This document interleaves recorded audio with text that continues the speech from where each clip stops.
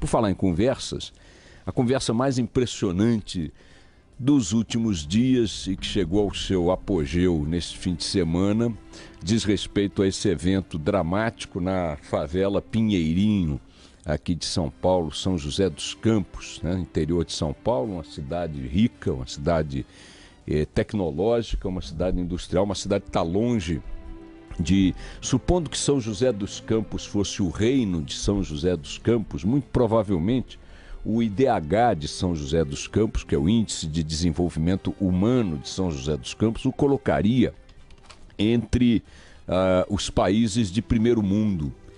Se não lá de primeiro mundo mesmo e tal, muito perto disso, ou numa situação média, provavelmente, posso morder a língua aqui, superior ao IDH brasileiro, bem superior ao IDH brasileiro. Seja lá como for, o fato é que São José dos Campos está longe de ser uma cidade brasileira pobre, está longe de ser uma cidade brasileira que mereça a atenção ou que tenha recebido qualquer título marcado por alguma mazela, por algum sofrimento crônico, como muitas cidades brasileiras que vivem essa realidade e carregam esses títulos: seca, miséria enorme, situação social terrível, indicadores muito negativos. Não é o caso. Pois bem, em São José dos Campos, a área ocupada desde 2004 de 1 milhão e poucos mil metros quadrados, ou cento e tantos mil metros, pouco importa o tamanho da área, pertencente ao espólio do senhor, o espólio não, a massa falida do senhor Nagy Narras.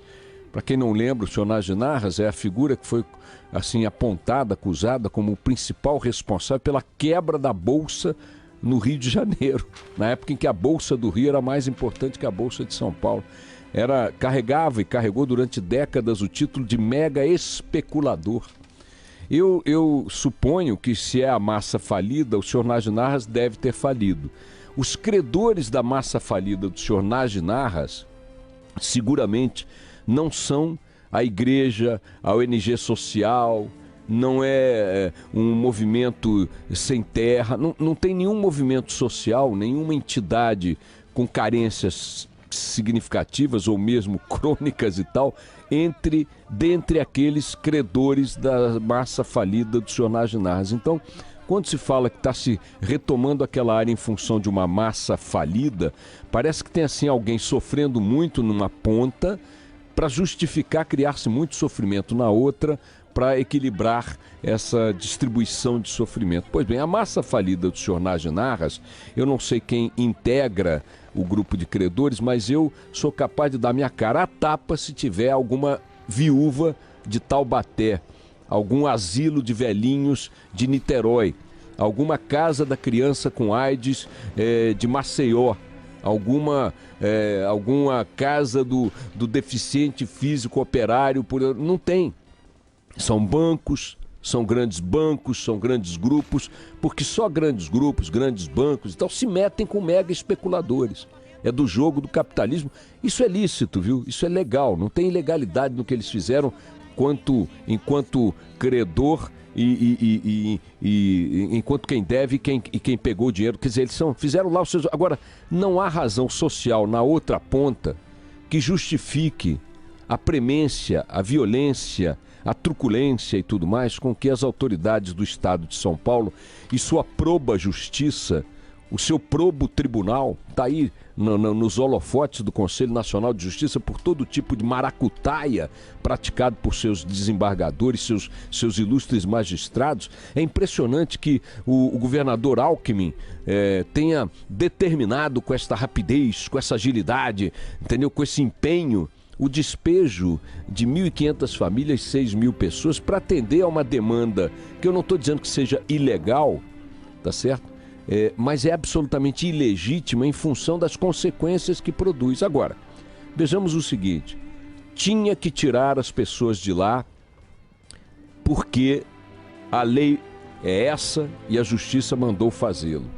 Então, não podiam ter preparado, ter feito um acordo com os credores, ter dito, ó, eu vou tirar as pessoas de lá em 6 meses, porque é o tempo que eu levo para construir aqui um pequeno conjunto de residências para abrigar essas pessoas. Eu vou tirá-las em 1 ano, porque é o tempo que eu levo para realocar essas pessoas em condições minimamente aceitáveis. Eu vou tirá-las em 8 meses, porque afinal de contas eles estão lá em 2004. Eu sei que é uma área invadida, eu sei que a imprensa gosta de chamar os invasores, como se fossem os alienígenas que tivessem chegado aqui em discos voadores para tirar o patrimônio do Nagy-Narras e dos bancos que são credores do Nagy-Narras. A premência com que o senhor Geraldo Alckmin agiu nessa história, a urgência com que o juiz reiterou, a juíza batendo no peito, na toga, o cumprimento da lei e tal, mostra apenas quais são as alianças que essas instituições e essa gente têm. A aliança que essas instituições e essa gente têm definitivamente não é com a população mais pobre, não é com os mais necessitados. Pode haver algum espertalhão no jardim, em Pinheirinho, na favela do Pinheirinho? Tem ali muita gente esperta. Diz pra mim o que um esperto tá fazendo morando num lugar daquele. Esperto mora no Jardim Europa, vizinhos meus. Espertos moram na Delfim Moreira, espertos moram em Ondina, moram em bairros chiques, em casas boas. Não tem esperto morando em favela no sentido assim de que o cara fez um projeto de vida pra enganar todo mundo. Aí disse, eu tô morando no Pinheirinho, meu irmão. Ora, isso não é um esperto. Agora, ainda assim, ainda que exista essa figura, e certamente existe, esse é um isolado, porque a maioria ali é de trabalhadores, é de pessoas que estão correndo atrás da vida para poder levar o mínimo para casa. Uma emissora de TV, que eu já não me lembro qual, não posso nem excluir a Band dessa, mas não creio que tenha sido a Band, porque não me lembro tão nitidamente, mostrou, aqui havia consumo de droga nesse lugar aqui no Piauí. Claro que havia consumo de droga. Tem consumo de droga em Ipanema, tem consumo de droga no Itaim, tem consumo de droga... Não imagina, se já teve consumo de droga no Palácio do Planalto. Não teve? Já não tivemos aí um caso bem emblemático de uma figura bem notória do Palácio do Planalto que a imprensa dizia que consumia droga abundantemente? Então que papo é esse? Aí ontem vem o governo federal, para pegar carona, né? Botar o pé no estribo, no oportunismo, né?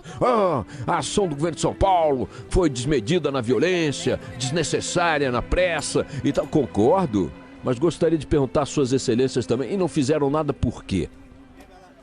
Porque esse jogo político, igual que fizeram aí na Cracolândia, fica de um lado a situação, do outro lado a oposição, tentando ver qual dos dois tira maior proveito do cadáver, do moribundo, do zumbi, do miserável. O negócio deles não é resolver, o negócio deles é ver qual dos dois fica melhor na foto. É lamentável, é terrível, é horroroso. Hoje a Folha de São Paulo traz uma reportagem mostrando a situação em que estão os tais desabrigados, porque o governador Geraldo Alckmin chegou ao cinismo de dizer as pessoas já estão abrigadas, agora vão para o nosso aluguel social. Está aí na Folha de São Paulo, no estado de São Paulo, as imagens terríveis das condições em que estão sendo mantidas crianças, idosos, doentes. O lugar que não tem nem condições sanitárias, não tem nem banho, nem privada, uma coisa horrorosa, uma coisa horrorosa. Esse é o padrão moral, o padrão ético e o perfil humano dos políticos e dos governantes brasileiros, e neste caso especificamente do governador Geraldo Alckmin. E eu volto a dizer aqui, outra vez eu disse isso, ele ficou ofendido. Eu adoro ofender político. Governador, não adianta ir para a missa toda semana, rezar, falar com Deus, ler a Bíblia e ser na prática, no mundo dos homens, alguém que faz isso com o semelhante. Procure na Bíblia que o senhor lê a passagem que lhe dá cobertura moral e ética para fazer o que o senhor fez. Numa boa. O senhor diz que o Estado só cumpriu uma decisão da Justiça. Pois bem, governador, não cumpra. Quando for assim, governador, não cumpra. Diga para a Justiça, Justiça, a senhora está errada. Mobilize o seu poder, sua força política, sua liderança para dizer para a juíza ou para o juiz o seguinte: vou recorrer, não vou aceitar, não vai ser com a minha polícia e tal. Eu duvido que a população fique contra o senhor. São José dos Campos é a segunda maior cidade do interior de São Paulo. Só perde para Campinas. É sede do maior complexo aeroespacial da América Latina, que é a Embraer. Pode conviver com uma realidade dessa que nós estamos vendo? Papagaio.